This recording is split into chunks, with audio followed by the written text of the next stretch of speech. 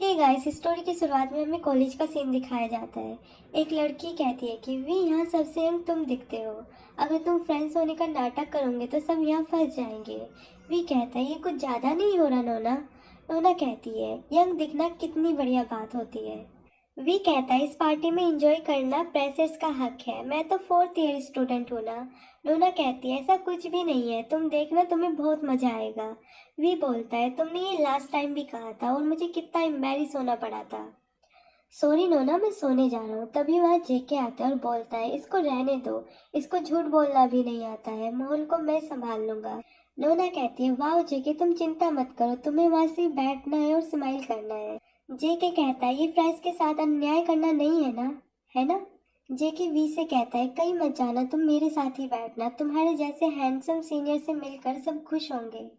We जेके का I card पकड़कर बोलता है तुम हर बार यही बात क्यों करते हो। जेके कहता है तुम्हें इतनी चिढ़ क्यों होती है जब मैं तुम्हारे लुक्स की तारीफ करता हूँ। वी कहता है कि तुम्हें अच्छे से पता है। जेके बोलता है कि तुम्हें अपने आप को लेकर हैन भावना क्यों है, तुम इतने सुंदर तो हो।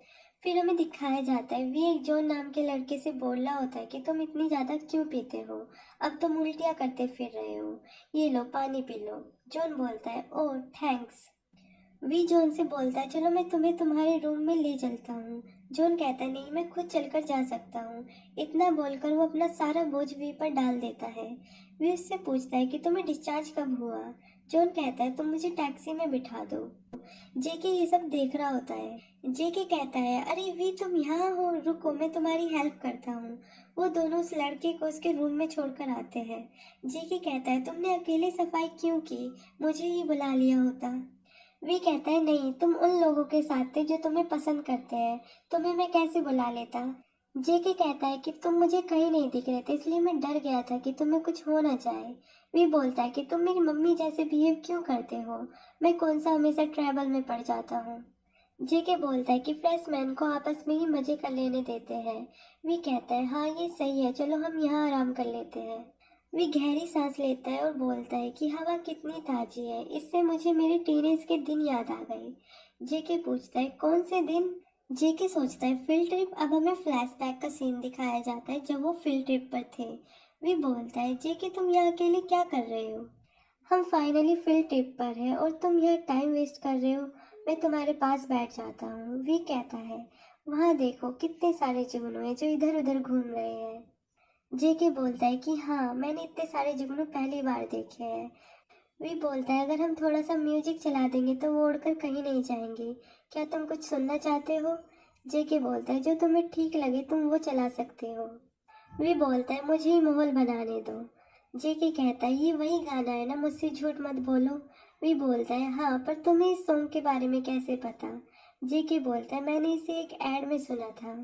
वी बोलता है हाँ मैंने भी।